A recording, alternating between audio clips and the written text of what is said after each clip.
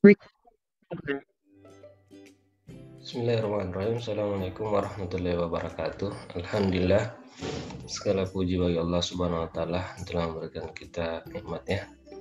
Setelah beberapa lama kita tidak lanjut pembelajaran. Nah, bulan puasa ya, kita masih dipertemukan kembali oleh Allah Subhanahu wa Ta'ala. Baiklah, pada kesempatan ini kita akan melanjutkan materi pada KD 3.9 ya, yaitu pengujian kesesuaian fungsi prototipe produk barang atau jasa. Lanjut pada pertama itu pada tahapan prototipe. Jadi sebelum kita masuk pada pengujian itu, kita ada beberapa dulu tahapan pada teknis prototipe produk ya. Kita ketahui bersama, yaitu produk prototipe atau prototipe produk atau yang biasa disebut dengan purwarupa produk ya. Itu merupakan tahapan yang sangat penting dalam pembuatan produk karena menyangkut keunggulan produk yang akan dibuat untuk usaha yang akan datang. Nah, prototipe produk ini itu kita lihat dari beberapa kinerja dari prototipe, sehingga jika pelanggan memiliki komplain atau masukan, itu bisa dapat lebih baik pada produk-produk yang akan datang. Juga dapat menciptakan suatu sistem inovasi produk ya, di mana yang dibangun itu antara industri dan pelanggan, karena adanya kepuasan customer atau pelanggan.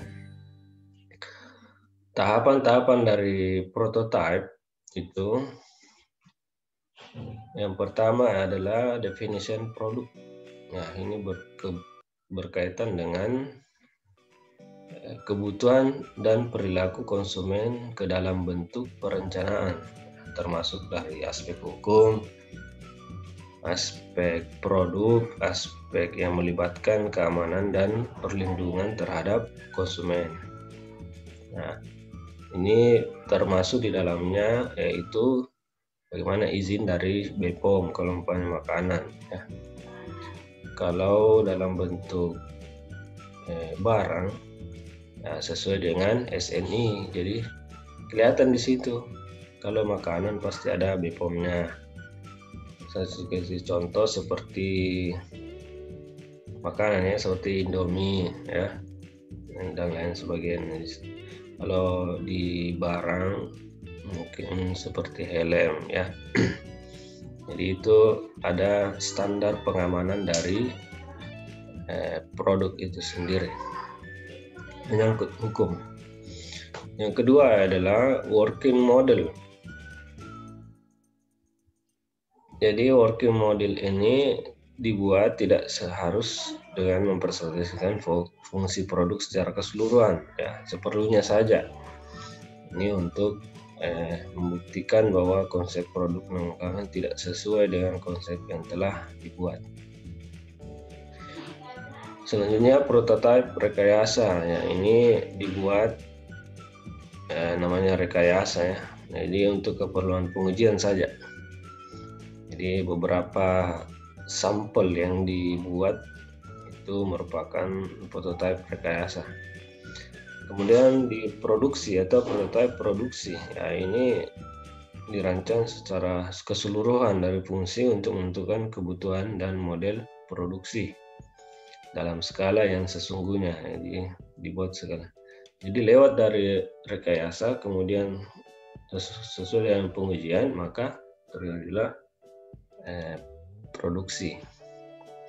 Quality product item ya, ini dipilah-pilah ya, jadi sesuai dengan quality-nya. Kalau dia secara berfungsi secara penuh, maka dia diambil. Tapi kalau ada hal-hal dalam jumlah kecil tidak sesuai dengan standar, maka tidak digunakan. Kemudian model. Jadi model di sini Setelah qualified, maka qualified product item dilewati, maka harus sesuai dengan model. Nah, itu modelnya di produk, baik penampilan produk dengan skala yang 1:1 atau dipengerti untuk masing produk yang akan digunakan sesuai dengan lingkungan produk maupun lingkungan user. Masuk pada pengujian sistem ya. Pengujian sistem ini merupakan kesalahan-kesalahan yang terjadi pada sistem, merupakan revisi pada sistem. Tapi ini memastikan bahwa sistem bebas dari kesalahan. Nah, jadi menurut Sommerfeld, ya, salah satu peneliti di tahun 2001, pengujian sistem itu terdiri dari menguji komponen individual secara independen tanpa komponen sistem lain menjalin sistem yang secara benar. Jadi secara individual, secara sendiri, independen, ya, tanpa komponen. Jadi dia mandiri, ya. Jadi secara individu langsung dia menguji.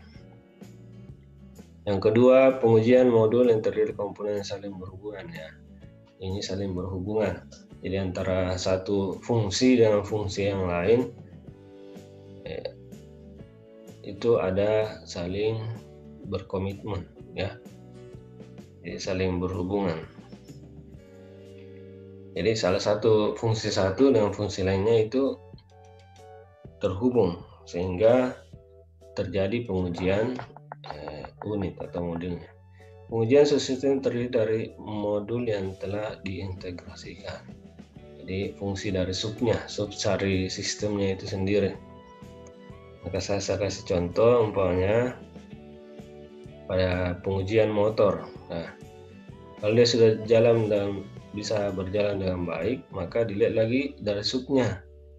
Apakah klaksonnya sudah berfungsi dengan baik, lampunya, kelistrikannya, ya, atau sama dengan komputer, ya. Kalau dia sudah berjalan dengan baik, bagaimana dengan subsistemnya, yaitu desainnya lagi dilihat, gitu.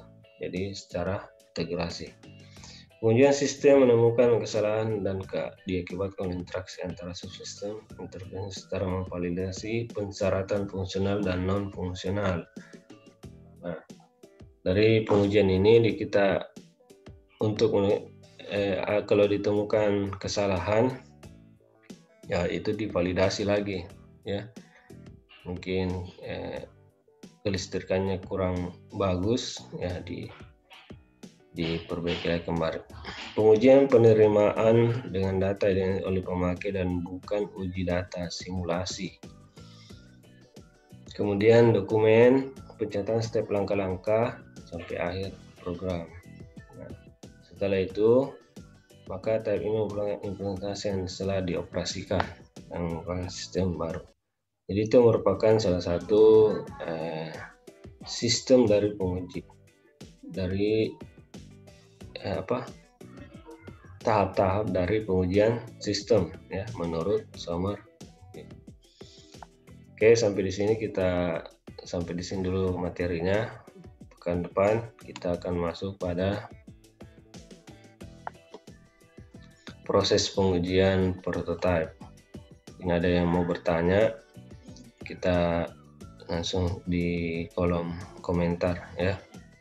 Sekian, assalamualaikum warahmatullahi wabarakatuh.